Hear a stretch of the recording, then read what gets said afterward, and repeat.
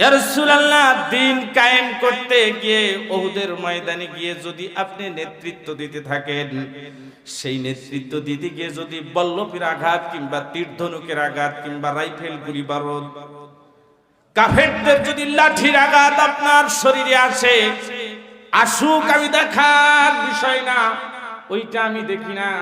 আপনার দায়িত্ব দিলাম হলো এই জমিনে আমার, এই পৃথিবী আমার, এই পৃথিবীতে ইসলাম কায়েম করবেন। গিয়া বলবেন আল্লাহ আল্লাহ আল্লাহ, উলহু আল্লাহু আহাদ, এটা বলবেন আল্লাহ আল্লাহ।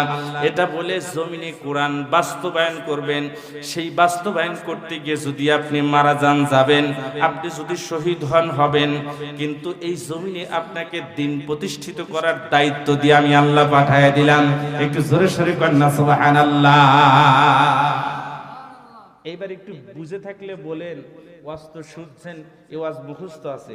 আল্লাহর নবী উহুদের ময়দানে গিয়ে মার খাইছিল না খাইছিল না? একটা যুদ্ধে নবীর দন্ত শহীদ হয়েছিল। ওই যুদ্ধের নাম কি? উহুদ যুদ্ধ। জোরে বলেন, কোন যুদ্ধ? উহুদ যুদ্ধ। আচ্ছা, এইখানে একটি প্রশ্ন রয়ে গেল। প্রশ্নটা হলো, আল্লাহর নবীরে আল্লাহ মশা কামড় দিতে দেয় নাই, রোদ লাগতে দেয় নাই, এরপরে বৃষ্টি পড়তে দেয় নাই। সেই নবীরে আল্লাহ তাআলা উহুদের ময়দানে নিয়ে কাফেরদের আঘাত খাওয়াইলো, আল্লাহ ঠেকাইতে পারতেন না? জোরে বলেন, পারতেন?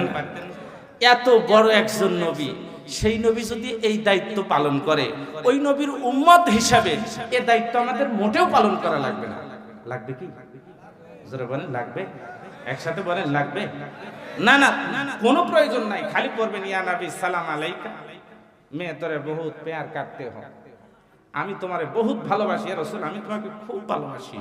সকালে একটু নাস্তা খাবেন, আমি একটু খাবো, আপনি একটু খাবেন।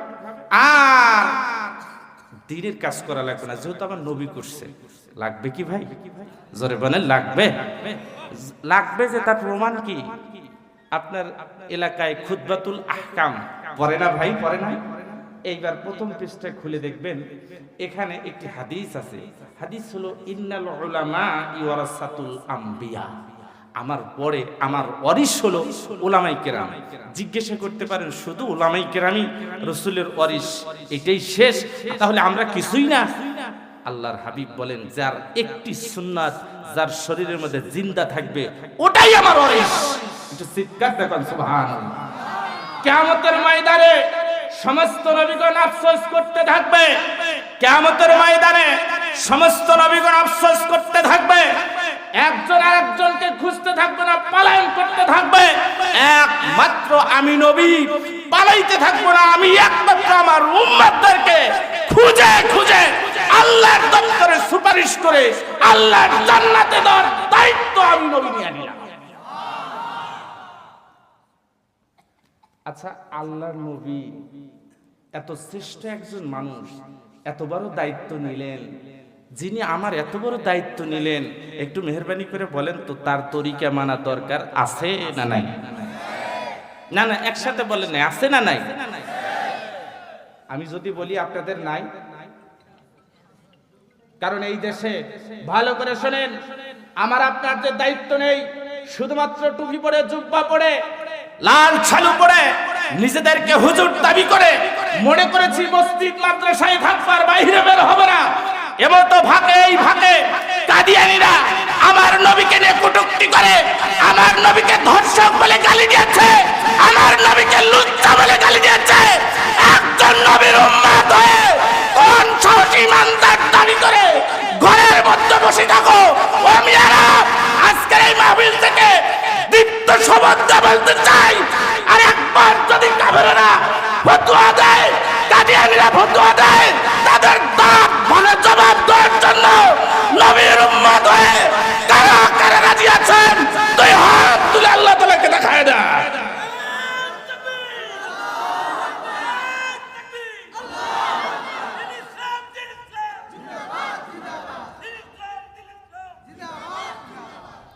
শুনেন, আমার নবীর কত দাম একটা জিজ্ঞাসা করি। আদম আলাইহিস সালাম ছিলেন পৃথিবীর প্রথম মানুষ। আমি আয়াতে যাব ভাই, একটু সময় নিচ্ছি। দেখেন, আমার আলোচনার ভূমিকাটা হলো মেইন, আমি বিষয় ছাড়া কথা বলি না। একটু মেহেরবানি করে শোনেন। আদম আলাইহিস সালাতু ওয়াস সালাম হায়াত পেয়েছিলেন 950 বছর।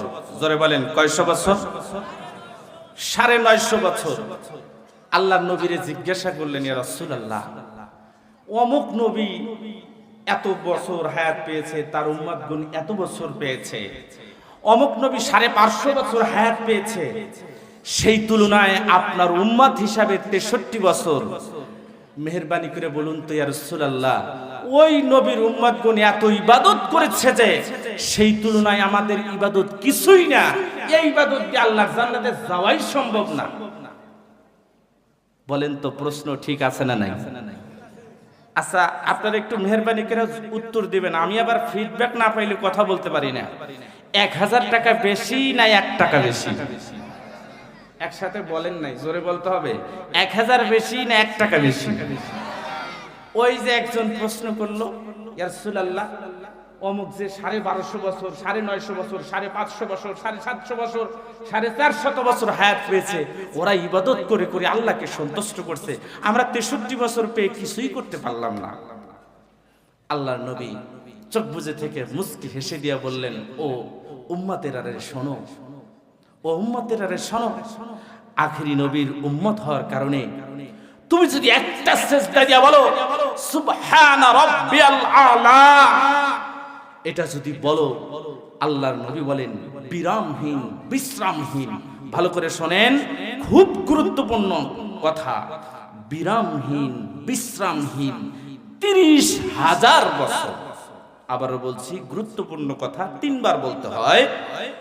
একটা না, বিরামহীন বিশ্রামহীন একটা সিজদা দিয়ে যখন বলে সুবহানা রাব্বিয়াল আলা, এটা বলার সাথে সাথেই 30,000 বছর সিজদা দিয়ে সুবহানা রাব্বিয়াল আলা বললে যত সওয়াব হয়, একটি সিজদায় আমার আল্লাহ তোমার নবীর বরকতে তোমাদের দিয়ে থাকে। এইবার একটু অঙ্ক করে ওয়াজ করি, একটু মেহেরবানি করে বলেন তো 2 রাকাতে সিজদা আছে কয়টা? এই দেখেন, এই যে ভুল লাগাইছে, 2 রাকাতের কম নামাজ আছে নাকি? আছে, আছে। আপনার এলাকায় আছে নাকি? আমার এলাকায় নাই, শরীয়তপুরে আছে। জোরে বলেন আছে। 2 রাকাতে সিজদা কয়টা? রুকু কয়টা?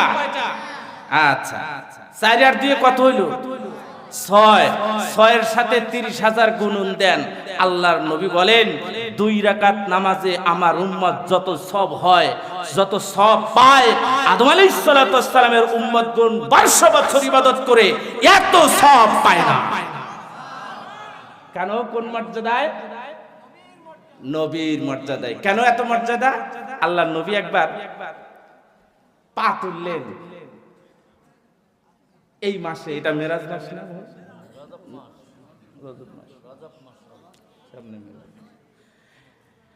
পা তুললেন, আল্লাহ আসমানে নিয়ে গেলেন। আসমানে নিয়ে আল্লাহর কাছে বসায়া জান্নাত জাহান্নাম ঘুরাইলেন, দেখাইলেন, সুন্দর সাজানো হয়েছে কিনা পরিদর্শন করলেন, অডিট করলেন, জানতে চাইলেন। উম্মতদেরকে এসে বলবেন, একটু মেহেরবানি করে বুদ্ধি থাকলে বুঝে বলবেন, একটা নবীকেও কি এই সুযোগ দেওয়া হয়েছে? যারা বলেন হয়েছে। আমার নবী গেছেন, আমার নবীর এত মজেজা, আঙ্গুল দিয়ে ইশারা করি, চাঁদ মুহূর্তের মধ্যেই দ্বিখণ্ড হলো। আমার নবী যদি কখনো বাবলা কাটার উপরে পা রাখতেন, আল্লাহ বলেন আমি বরদাস্ত করি না, আমার ভালো লাগে আমার নবীকে, ওই বাবলা কাটা আমার নবীর কদম মোবারকে ঢুকবে, কষ্ট পাবে, এটা আমি বরদাস্ত করি না। মুহূর্তের মধ্যেই সেই বাবলা কাটারে আল্লাহ তাআলা তুলা বানায় দেন। এরপরেও নবী উহুদের ময়দানে আপনি দন্ত মোবারক শহীদ হয়েছে, এটা গোটা নবীকে দেখায় দিলাম আমার নবী কখনো দায়িত্বহীন না। আমার নবী দায়িত্ব পালন করতে গিয়ে অবশেষে জীবন উৎসর্গ করার জন্য প্রস্তুতি গ্রহণ করেছে। আমার আল্লাহ তাআলা ডাকতে বলেন, ও নবী শুনেন, আমার প্রিয় কিছু মানুষ আছে, ওয়ামিনান নাসি মান ইয়াশরি নাফসাহু ইবতিগা আমারাদাতিল্লাহ, আমার কিছু প্রিয় মানুষ আছে যেই মানুষগুলো নিজের আত্মাকে ভালোবেসে নয়, নিজের প্রাণকে ভালোবেসে নয়, অর্থকে ভালোবেসে নয়, নিজের জীবনকে উৎসর্গ করে আমি আল্লাহকে সন্তুষ্ট করতে চায়। আমি আল্লাহ সুসংবাদ দিলাম, আল্লাহু রাউফুম বিল ইবাদ, ওই বান্দা এবং বান্দির জন্য বড় মেহেরবান। কিয়ামতের ময়দানে যতক্ষণ না পর্যন্ত আমি আল্লাহ তাআলা তাদেরকে জান্নাতের 8টি দরজা খুলে জান্নাতি ফেরেশতা দিয়া তাকবীর বলতে বলতে যতক্ষণ পর্যন্ত এই জান্নাতের ভিতরে না ঢুকাবো, আমি আল্লাহরও ততক্ষণ ভালো লাগবে না। একটু চিৎকার দেবেন না মারহাবা। এখন আসেন, আমি একটু পরিবেশ তৈরি করে নিলাম, আয়াতে চলে যাই। আল্লাহ বলছেন ইন্নাল্লাযীনা আমানু ওয়া আমিলুস সলিহাত। ইন্না মানে নিশ্চয়ই, ইন্না হলো হুরফে মুশাব্বাহাতে বিল ফিল। ইন্না ব্যবহার করে চূড়ান্ত নিশ্চয়তা দিয়েছেন বিল ফিল। ইন্নাল্লাযীনা আমানু, নিশ্চয়ই যারা ঈমান আনছে, ওয়া আমিলুস সলিহাত, নেক কাজ করছে, আল্লাহ তাদের সাথে একটি সন্ধি চুক্তি করলেন। সন্ধি চুক্তি করে বললেন কানাত লাহুম জান্নাত, এই দুটি কাজ করবে আল্লাহ তাদের জান্নাত দিয়ে দিবেন। একটু জোরে কর না সুবহানাল্লাহ। কিন্তু ভাই খালি শুধু ফসফস মনে হলো যে ইন্নাল্লাযীনা আমানু ওয়া আমিলুস সলিহাত, ভালো কাজ করবেন আর নিয়ত করবেন, আল্লাহকে বিশ্বাস করবেন, পরকালকে বিশ্বাস করবেন, ফসাফস আল্লাহর জান্নাতে চলে যাবেন। আয়াতের এত সোজা অর্থ করলে কি অর্থ ঠিক থাকলো ভাই? আল্লাহ রাব্বুল আলামিন পরেক্ষণে আয়াতের শানে নাজিল করলেন ইন্না হাযা লাহুয়াল বালাগুল মুবিন। একটু জোরে কর না সুবহানাল্লাহ। তুমি যে ঈমানদার, কেবা ঈমানদার একটু দেখি। এইবার আল্লাহ দেখলেন যে তুমি কেবা ঈমানদার। আল্লাহ নবীকে উহুদের ময়দানে গিয়ে পরীক্ষা করলেন। একটু মেহেরবানি করে বলেন তো, এই যে আলিম ক্লাস এখানে আছে, এই আলিম ক্লাস কি এমনি এমনি হয়েছে, নাকি এসএসসিতে একটি বোর্ড পরীক্ষা দিতে হয়? পরীক্ষা দিয়ে উত্তীর্ণ হলে পর্যাপ্ত নয়, নির্দিষ্ট কিছু নাম্বার আছে, সেই নাম্বার পেলেই এসএসসি দাখিল থেকে আলিমে ভর্তি হওয়ার সুযোগ আসে। জোরে বলুন কথা ঠিক কিনা? তেমনি ইন্নাল্লাযীনা আমানু, নিশ্চয়ই যারা ঈমান আনছে, বিশ্বাসী স্থাপন করছে, এইখানে কিন্তু বলে নাই নিশ্চয়ই যারা ঈমান পাইছে। বলেন তো ঈমান কি পাওয়া যায়? জোরে বলেন ঈমান কি পাওয়া যায়? আনা আর পাওয়া, আকাশ আর জমিন এতটা ব্যবধান। একটু উদাহরণ দেই, চলেন, ছোট্ট একটি উদাহরণ। আপনার বাপের সম্পত্তি সূত্র অনুযায়ী, রাষ্ট্রীয় নিয়ম অনুযায়ী পৈতৃক সম্পত্তি, পিতার সম্পত্তি বেটা পায়। জোরে বলেন কথা ঠিক কিনা? ওই জমি যদি বাপ রেখে যায়, সন্তান যদি একটু জুয়া খেলার অভ্যাস থাকে আর একটু রাতের আধারে লাল পানি খাওয়ার অভ্যাস থাকে, ওই জমির প্রতি মহাব্বত একেবারে কমে যায়। ওই জমি থাকে থাক, না থাকে। কিন্তু যদি ওই সন্তান জমি নিজের টাকা দিয়ে কষ্ট করে কেনে, একটু মেহেরবানি করে বলেন তো, মদ জুয়া হাউজি খেলতে একটু কষ্ট বা চিন্তা করবে কিনা বলেন তো?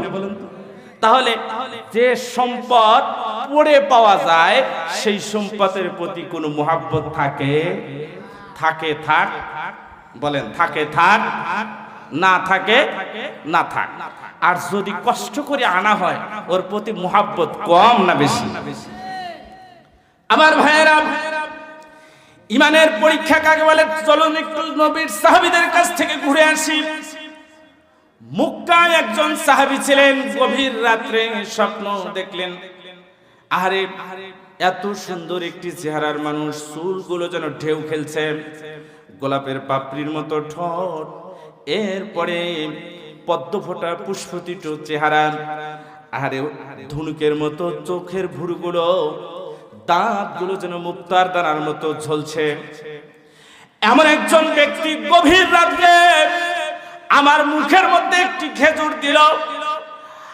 আমার মুখের মধ্যে যখন খেজুর দিল, স্বপ্নের মধ্যেই অনুভব করতে লাগলাম অন্তরের মধ্যে শান্তি শান্তি ভাব, অন্তরের মধ্যে ভালো লাগতে শুরু করলাম। ঘুম থেকে যখন উঠলাম, ঘুম থেকে ওঠার পরে আমি দেখি সত্যি সত্যি মুখের মধ্যে একটি খেজুর রয়ে গেছে। একটু জোরে জোরে কন্যা মারহাবা। এই সাহাবীর নাম সাদ বিন আবি ওয়াক্কাস। এর বাপও কাফের, মাও কাফের, চাচারা কাফের, বংশ দরিয়া কাফের। অথচ কাফের, বয়স তার 30 থেকে 35, বিবাহ করে নাই, বেচারা খাটো, বসন্তের দাগ, জায়গায় জায়গায় উঠে গেছে, একেবারে অসুন্দর চেহারা। এই লোকটা এই স্বপ্ন দেখলো। বলেন তো এর মধ্যে অবশ্যই কোনো মুজিজা আছে না নাই? শুনতেছেন আপনারা সবাই? আমার যারা যুবক ভাইরা, মুরব্বীরা না শুনলেও চলবে, কারণ ওনারা বেশি দিন টিকবে না। তারপরেও হায়াতের মালিক তো আল্লাহ, কখন কে মারা যায় বলা যায় না। আমার এই ওয়াজটা এই 10 থেকে 35 বছর বয়সী যুবকদের জন্য। একটু এই ধরনের মানুষ থাকলে একটু হাত তুলে দেখান তো, আপনারা এখানে আছেন? লিল্লাহে তাকবীর, জোরে বলেন লিল্লাহে তাকবীর। না এই আওয়াজ দিলে বিয়ে হইব না ভাই। এই যুবকের এখনই যদি এই আওয়াজ হয়, তাহলে এই যে চাচা আকারের যে আওয়াজ, আপনার ওই পর্যন্ত গেলে তো মারা যাবেন। একটু জোরে বলে লিল্লাহে তাকবীর। বাস এই যে এখন হইছে। যুবক স্বপ্ন দেখলেন, পাগল হয়ে গেলেন যে এই লোকটাকে খুঁজতে শুরু করলেন। আরেকবার স্বপ্ন দেখলেন, তাও পায় না।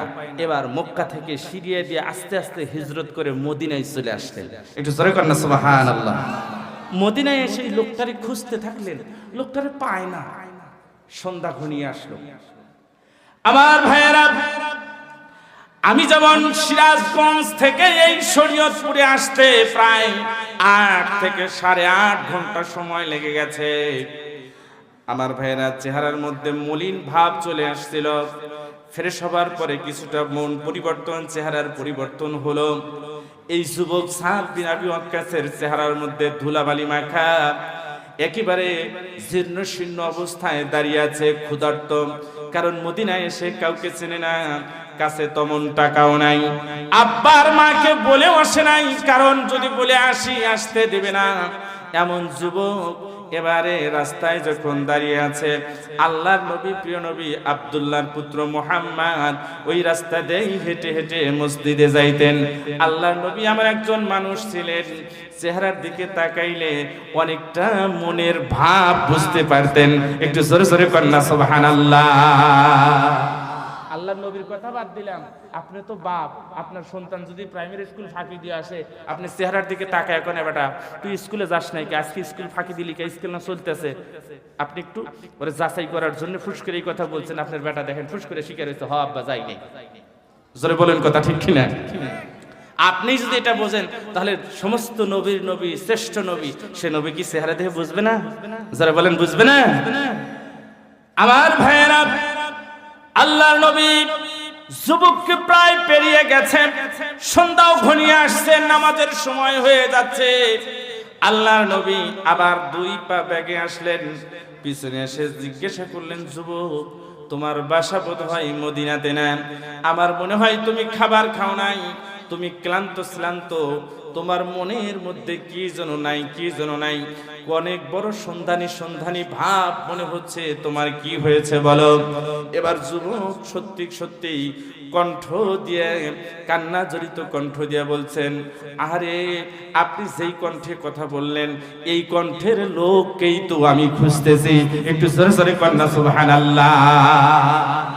এই কণ্ঠের লোকটাই আমি খুঁজতেছি। আর অনেকটা ওইরকম স্বপ্নের সাথে মিলাচ্ছে, চুলগুলো ঢেউ খেলা, চুলগুলো ভাঁজ, এরপরে কথাগুলো মিষ্টি, যা বলে তা শান্তি শান্তি লাগে। আমি বারবার চিন্তা করি যে এ তো সেই লোক, যে লোকটারে গত রাত্রে স্বপ্নে আমি দেখেছি। একটু জোরে জোরে কন্যা সুবহানাল্লাহ।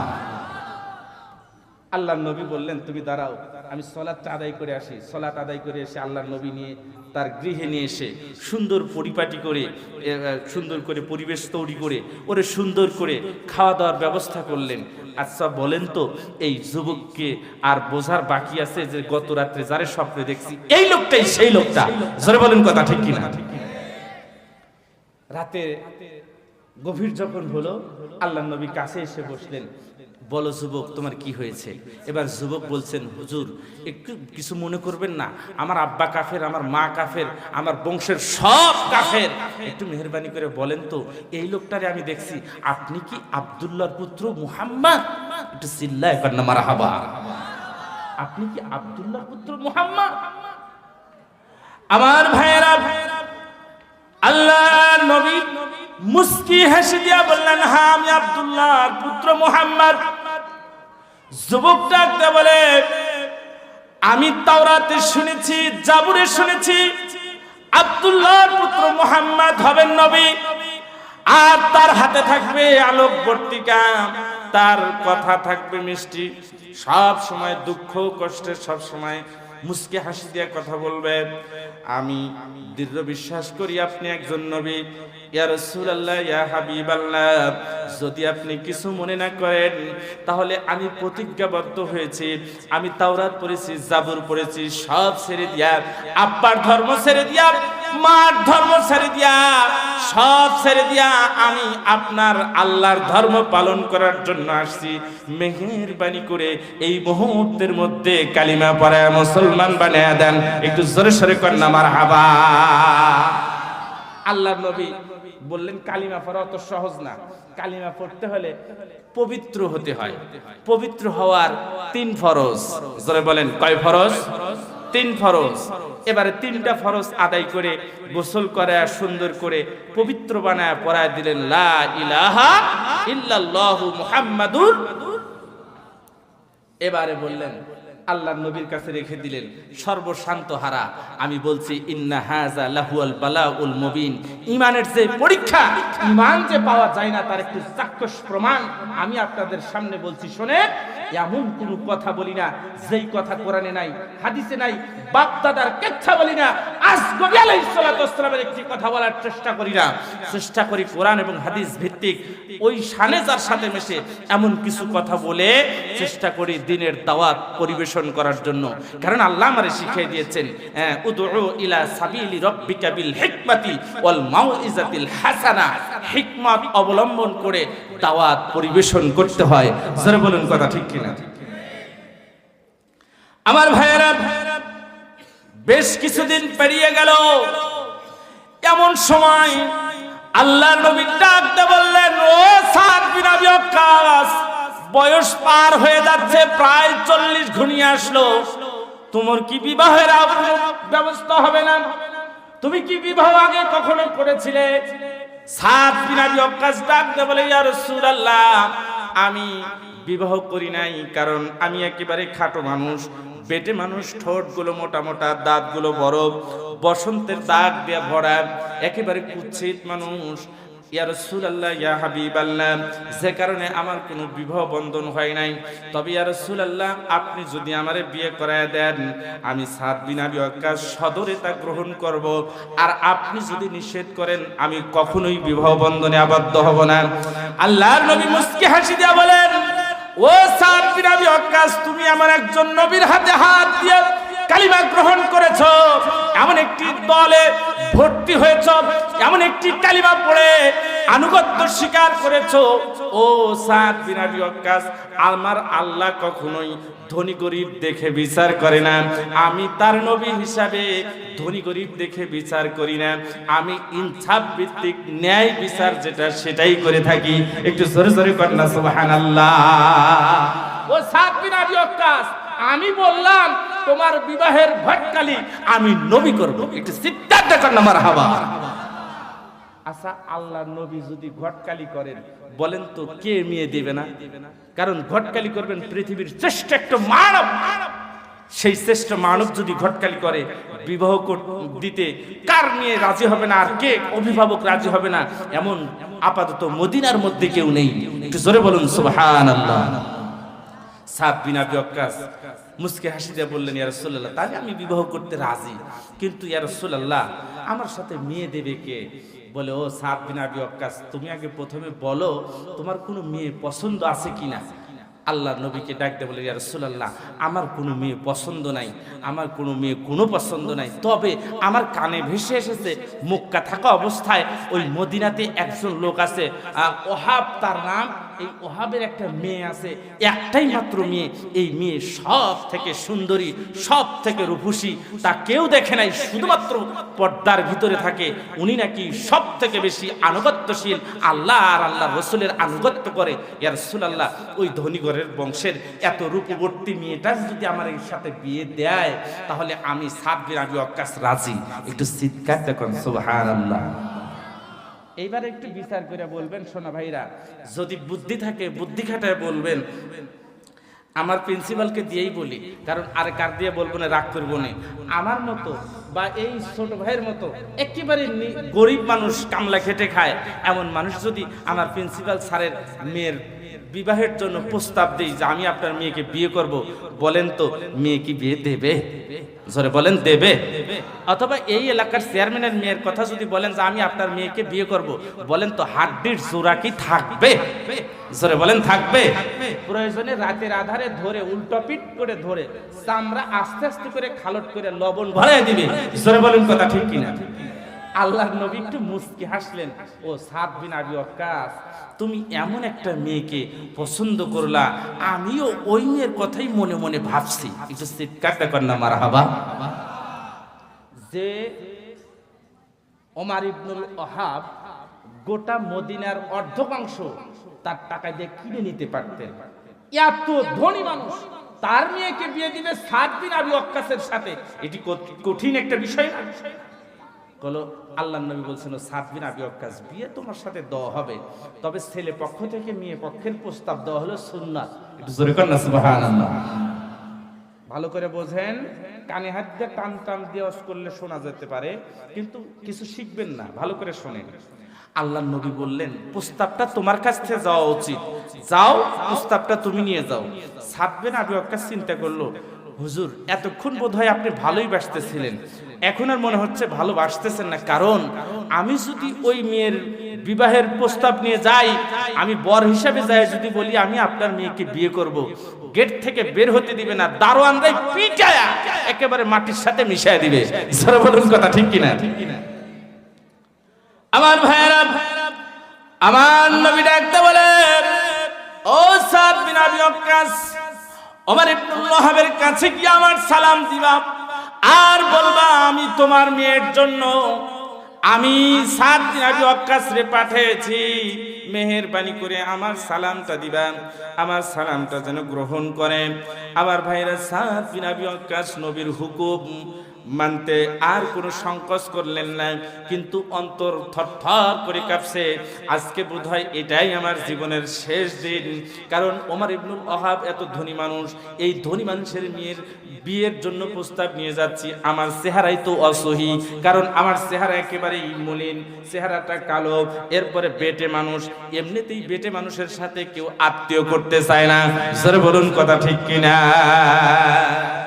সাদ বিন আবি ওয়াক্কাস গেলেন ঠিকই, হেঁটে হেঁটে যাবেন, সামনেই দেখেন ওই যে বড় লোক ঘরের এত সুন্দর একটি দারোয়ান দাঁড়িয়ে আছে, দারোয়ানের শরীরের যে পোশাক আছে, দারোয়ানের চেহারার দিকে তাকায়া নিজের চেহারার দিকে তাকালেন, পোশাকের দিকে তাকাইলেন, তিনি দেখেন সাদ বিন আবি ওয়াক্কাস বলেন, সাদ বিন আবি ওয়াক্কাস বলেন, দারোয়ানের শরীরের মধ্যে যে পোশাক আছে সেই পোশাকটা আমার শরীরে নাই, আমি তো দারোয়ানের চাইতে নিচু মানের, অতএব আমি কেমনে তার বাড়ির জামাই হব? এইটা চিন্তা করে একবার তিনি সামনে যায়, আবার তিনি পিছনে যায়, আবার সামনে যায়, পিছনে যায়, পিছে গিয়ে চিন্তা করে নবী পাঠাইছে, যদি নবীর সম্মান অবমাননা করি তাহলে কেন কালিমা পড়ছি, কেন বলছি মুহাম্মাদুর রাসূলুল্লাহ? একটু জোরে জোরে কর না সুবহানাল্লাহ। আতিউল্লাহ ওয়া আতিউর রাসূল, আল্লাহর আনুগত্য করো, রাসূলের আনুগত্য করো, তোমাদের মধ্যে যিনি লিডার, ইসলামিক লিডার, তার আনুগত্য করো।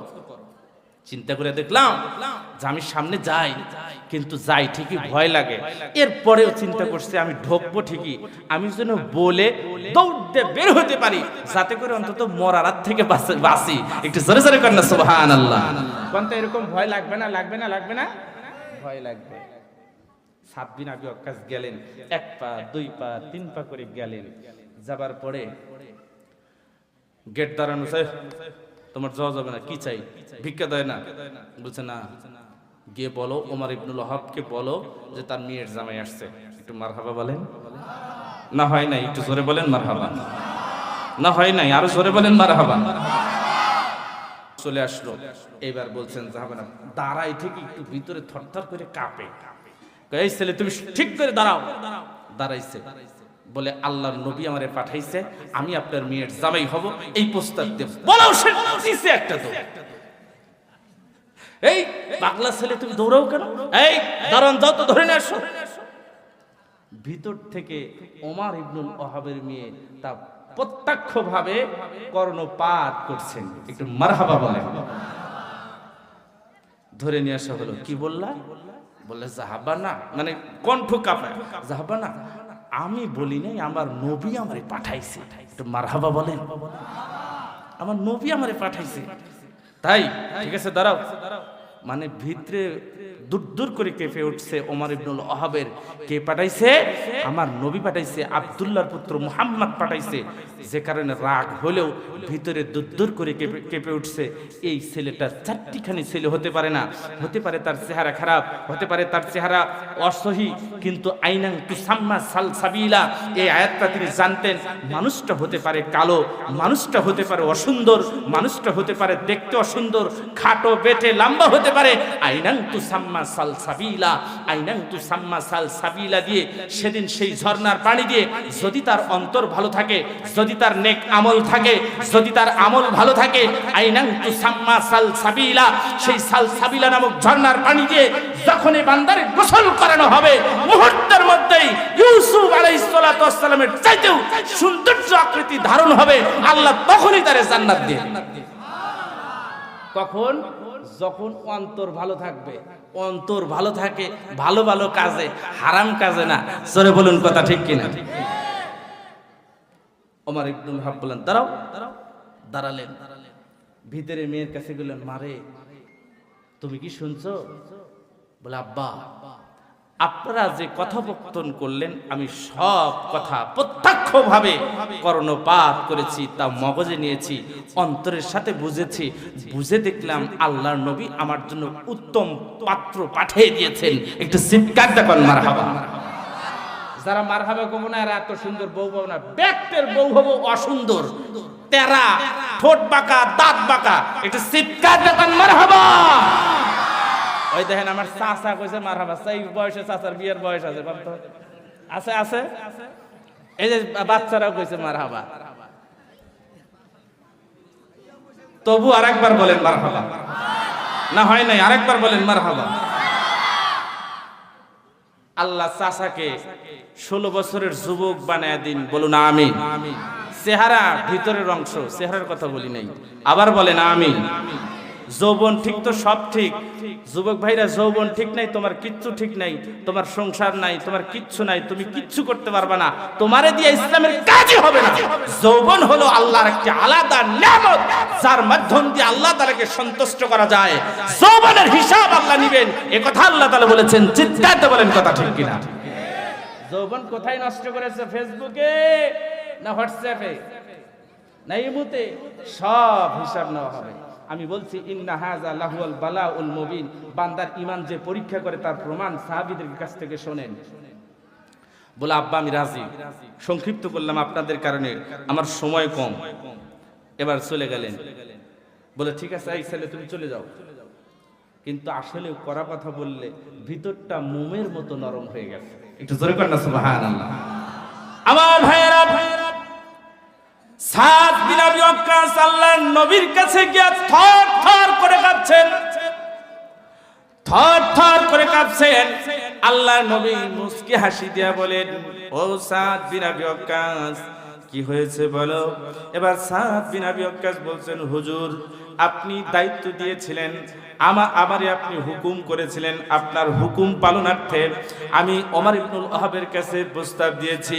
ইয়া রাসূলুল্লাহ, ইয়া হাবিবাল্লাহ, তবে আমার অন্তর বলে, আমার মন বলে, মগজ বলে সম্ভবত এই মেয়ের বিয়ে আমার সাথে হবে না।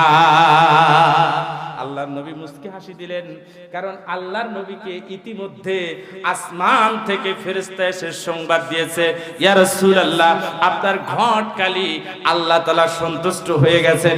একটু জোরে কর না মারহাবা। ইয়া রাসূলুল্লাহ আপনি যে ঘটকালি করতেছেন, ওকালতি করতেছেন, এটা আল্লাহর পছন্দ। একটু জোরে কর না মারহাবা। আচ্ছা এই কাফের ছেলেটা সুন্দর চেহারাও না, এত কিছু না, এরপর এত আল্লাহ সন্তুষ্ট হইলেন, রাসূল সন্তুষ্ট হইলেন কেন? কিছুক্ষণের মধ্যে ওমর ইবনুল ওয়াহাব এসে বলছে, ইয়া রাসূলুল্লাহ বেদবি মাফ করবেন, আপনি যে প্রস্তাব পাঠিয়েছিলেন সেই প্রস্তাবে আমি এবং আমার মেয়ে উভয়ই রাজি। একটু জোরে কর না মারহাবা। বললে যান ওমর ইবনুল ওয়াহাবকে বলে, ওমর ইবনুল ওয়াহাব তুমি যা বিবাহের প্রস্তাব, বিবাহের কাজগুলো রেডি করো, আমি ছেলেকে রেডি করি। ছেলেকে ডাক দেওয়া হলো। সাদ বিন আবি ওয়াক্কাস বলল, এই সাদ বিন আবি ওয়াক্কাস, নতুন বউকে অন্তত নতুন নতুন কিছু কাপড় দিতে হয়। জোরে বলেন কথা ঠিক কিনা? আপনার এলাকায় নতুন বউকে নতুন কাপড় দেন না ভাই? দেন না? দেন না? বলছে তুমি নতুন বইয়ের জন্য সুন্দর করে রেশমি কাপড় কিনবা, খরম কিনবা, এই সব কিছু কিনবা, কিনে নিয়ে এসে তাকে এগুলো দিবা। আমার ভাইয়েরা সাদ বিন আবি ওয়াক্কাসকে বললেন, সাদ বিন আবি ওয়াক্কাস ডাক দিয়ে বললেন, ইয়া রাসূলুল্লাহ মদিনাতে আমার আব্বা নাই, মদিনাতে আমার মা নাই, মদিনাতে আমার বংশের কেউ নাই, একমাত্র অভিভাবক বলতে আপনি আছেন, আপনি ছাড়া আমার অভিভাবক আর কেউ নাই। মেহেরবানি করে ইয়া রাসূলুল্লাহ ইয়া হাবিবাল্লাহ আপনি ব্যবস্থা করুন। আল্লাহর নবী পত্র লেখে দেন মোহরের ব্যবস্থা করলেন। আল্লাহর নবী বললেন, ওগো সাদ বিন আবি ওয়াক্কাস, এই যে তোমারে 400 দিন মোহরের ব্যবস্থা করলাম, এই 400 দিন মোহর নিয়ে তুমি মেলাতে যাও আর এই নতুন নতুন কাপড়গুলো কিনে নিয়ে এসো। একটু জোরে জোরে কর না মারহাবা। সাদ বিন আবি ওয়াক্কাস সমস্ত সরঞ্জামাদি আর তিনি কিনলেন না, তিনি কিনলেন একটা নিজের জন্য বোরকা, তিনি নিজের জন্য একটি বোরকা কিনলেন, এরপরে একটি ঢাল কিনলেন, একটি তরবারি কিনলেন, একটি ঘোড়া কিনলেন। আল্লাহর নবীর সেই ডাকে চলে গেলেন, হাইয়া আলা জিহাদ, আল্লাহর সে ডাক দিয়ে ডাকে সারা দিয়ে তিনি জিহাদের ময়দানে গেলেন। এবার আল্লাহর নবীর অগোচরে বোরকা পরা অবস্থায় মুসলমানদের পক্ষে নবীর পক্ষ হয়ে কাফিরদের সাথে যুদ্ধ করছেন। যুদ্ধ করতে করতে করতে এক পর্যায়ে অসংখ্য সাহাবী শহীদ হয়ে গেলেন, অসংখ্য সাহাবী শহীদ হয়ে গেলেন। যুদ্ধ শেষ হয়ে গেল, মুসলমানদের বিজয় হলো। আমার নবী ডাকতে বললেন, ও সাহাবীরা রে, একজন বোরকা পরিহিত মানুষ আমাদের পক্ষে লড়েছেন, দেখো তো ওই লোকটারে তোমরা খুঁজে পাও কিনা। আল্লাহর নবী যখন এই হুকুম দিলেন, এবারে সাহাবীরা খুঁজতে খুঁজতে দেখেন এখনো পর্যন্ত জীবন বের হয় নাই, অনেকটাই জীবন আছে, শুধু দেখতেছি ইয়া রাসূলুল্লাহ ইয়া হাবিবাল্লাহ, ইয়া রাসূলুল্লাহ ইয়া হাবিবাল্লাহ বলে চিৎকার করছেন। একটু মেহেরবানি করে আমার কথা শুনুন। সাহাবীরা যখন এসে বলেন, ইয়া রাসূলুল্লাহ বোরকা পরিহিত একজন মানুষ আপনার সাথে কথা বলতে চায়, আল্লাহর নবী বললেন চলো। আল্লাহর নবী যখন এসে দেখলেন যে ও আমার সেই সাহাবী সাদ বিন আবি ওয়াক্কাস বোরকা পরিহিত অবস্থায় এইখানে কান্না করছেন, আল্লাহর নবী ডাক দিয়ে বললেন, ও সাহাবী তুমি কি বিবাহ করতে যাও নাই? আল্লাহর নবী যখন এই কথা বললেন, হাউমাউ করে কান্না করে বললেন, ইয়া রাসূলুল্লাহ ইয়া হাবিবাল্লাহ আমি যুদ্ধ বাদ দিয়া নতুন বইয়ের কাছে যাব এমন ইসলাম আমি কবুল করি নাই। একটু চিৎকারটা কর না মারহাবা। ওয়া মিনান নাস মাইয়াশরি নাফসাহু ইবতিগা মারদাতিল্লাহ। আল্লাহর নবী বলেন, ওগো আল্লাহ তাআলা আমার সাদ বিন আবি ওয়াক্কাস মক্কা থেকে এসে ইসলাম কবুল করে ইমানের পরীক্ষায় উত্তীর্ণ হয়েছে, আমি নবী সন্তুষ্ট। আল্লাহ আমার সাদ বিন আবি ওয়াক্কাসকে কিয়ামতের ময়দানে নয়, আমি এখনই সুসংবাদ শুনতে চাই, আমার সাদ বিন আবি ওয়াক্কাসের জায়গা কোথায়? চিৎকার করে মারহাবা। ইমানের পরীক্ষা দিয়ে সাদ বিন আবি ওয়াক্কাসের সংবাদ আল্লাহর নবীর কাছে আসলেন। ইয়া রাসূলুল্লাহ, টেনশন করবেন না, আপনার হাতে হাত দিয়ে বায়াত গ্রহণ করে যখন ইসলাম কবুল করেছে, এই কথা বলেছে লা ইলাহা ইল্লাল্লাহ, আল্লাহ ছাড়া আর কোনো মাবুদ নাই। সাদ বিন আবি ওয়াক্কাস সাক্ষী দিতে গিয়ে নতুন বউকে ত্যাগ করে ইসলামকে কবুল করে ইমানের পরীক্ষায় উত্তীর্ণ হয়েছে। এইবার একটু মেহেরবানি করে বলবেন, আমার ইসমাইল আলাইহিস সালাম ইমানের পরীক্ষা দিয়েছেন সুরির তলে, জাতির পিতা ইব্রাহিম ইমানের পরীক্ষা দিয়েছেন অগ্নিকুণ্ডে, ইউনূস আলাইহিস সালাম ইমানের পরীক্ষা দিয়েছেন মাছের পেটে, আমার নবী উহুদের ময়দানে ইমানের পরীক্ষা দিয়েছেন। উম্মত হিসাবে ইমানের পরীক্ষা দেওয়া দরকার আছে না নাই? একসাথে বলেন না, আছে না নাই? তাহলে কাদের আছে একটু হাত তোলেন, দুই হাত তোলেন, লিল্লাহি তাকবীর। একজন হাত নিচে নামাবেন না, টান টান তোলেন। যারা নিচে তুলবেন বুঝবেন ওরা অবশ্যই আবু জাহেলের পেতারটা ভর করছে। টান করে হাত তোলেন, হ্যাঁ দুই হাত তোলেন। এবার একটু বিসমিল্লাহ বলে আর্থিক পরীক্ষা দিবেন, পকেটে হাত দিবেন। এখানে হাফিজা মাদ্রাসা আছে, আলিয়া মাদ্রাসা আছে। যদি এই টাকা বাড়িতে নিয়ে যান, আল্লাহর কসম করে বলি, আল্লাহর কোরআন সাক্ষী, সেই অর্থগুলো আপনার পকেটের অর্থগুলো অজকার সাব হবে। মরার সাথে সাথেই মুহূর্তের মধ্যেই সেই অর্থগুলারে মেয়েরা যেভাবে হার পরে ওইভাবে সাপ আপনার গলার হারের মতো পেঁচায়া দিবেন। একটু মেহেরবানি করে আসবেন। কোন ব্যক্তি আছেন যে হুজুর হাত নামান, হুজুর আমি এই মাদ্রাসার জন্য ৫,০০০ টাকা দেব, আল্লাহর কসম যে ব্যক্তি প্রথম হবে ওই ব্যক্তি আল্লাহর নবীর প্রিয় সাহাবী আবু বকর সাদ বিন আবি ওয়াক্কাসের সাথে জান্নাতে যাবে। জান্নাত আমাদের দরকার আছে না নাই? জান্নাত যেমন দরকার আছে তেমনি ইমানের পরীক্ষায় উত্তীর্ণ হবার দরকার আছে। আল্লাহর কসম করে বলছি, একজন ব্যক্তি যদি আসেন, প্রথম ব্যক্তি যদি কোন যে হুজুর আমার কাছে ৫,০০০ নাই, অন্তত ১০ টাকা আছে, আল্লাহর কসম আমি আপনারে নিয়ে দোয়া করব, আল্লাহর কাছে দরখাস্ত দেব, আল্লাহ টাকা নাই কিন্তু হাজিরা দিয়েছেন, এই ব্যক্তির যেন আবু বকর সাদ বিন আবি ওয়াক্কাসের সাথে জান্নাত দেওয়া হয়। আসেন একটু মেহেরবানি করে একটু মিলাদ দান। আল্লাহুম্মা সাল্লি, ভাইটা আসেন মেহেরবানি করে আমার সামনে আসেন, একটু জোরে পড়েন আল্লাহুম্মা সাল্লি। এ ভাই একটু বসেন, একটু প্রথম ব্যক্তি, এই জন্য আপনার সাথে আমার একটু সাক্ষাৎ হওয়া দরকার, আপনার মুখটা দেখা দরকার, ক্যামেরা হওয়া দরকার, গোটা পৃথিবী হওয়া দরকার। আসসালামু আলাইকুম, কি নাম ভাই? আজিজুল হক রানী, পূর্ব সারেঙ্গা। আলহামদুলিল্লাহ ভাই, একটু প্রথম ব্যক্তি আপনি আমার ভাইয়ের জন্য আপনারা দোয়া করবেন না ভাই? একসাথে বলেন, করবেন না? বাস, কোনো জোরাজোরি নাই। আলহামদুলিল্লাহ, আমি সন্তুষ্ট। আপনি প্রথম ব্যক্তি। তো মোস্তফা, আমার সোনা বাপ, একটু কি নাম? সোনা বাপ কি নাম? একটু লেখেন, আমাকে রিসিভ লেখে আমার হাতে দেন। একজন রিসিভ লেখেন আমার হাতে দেন। আমার তো এই এলাকার নাম কারোর মুখস্থ নেই। রিসিভ দেন, আমি দেখে বলি। একটু ভাইয়ের জন্য তাকবীর দিতে হবে। নারে তাকবীর। না না, টাকা দিবেন না, তাকবীর দিবেন না, হবে না। কোরআন শরীফে আছে ওয়ালি তুকমিলুল ইদ্দাতা ওয়ালি তুকাব্বিরুল্লাহ, তাকবীর যে দেয় সে শয়তান থেকে মুক্ত হয়, খুশি হন আল্লাহ। এজন্য তাকবীর গুলো কার? জোরে বলেন কার? নারে তাকবীর। আমার দানবীর ভাই, কি নাম ওনার? আজিজুল হক রানী ভাই, প্রথম ব্যক্তি ২,০০০ টাকা। এটা জোরে বলেন মারহাবা। আপনারা দেখি মারহাবাও দিতে পারেন না। আমি সাক্ষ্য দিচ্ছি, আল্লাহ আমার আজিজুল হক রানী ভাইকে, আমার প্রিয় সাহাবী, আমার নবীর প্রিয় সাহাবী আবু বকর এবং হযরত সাদ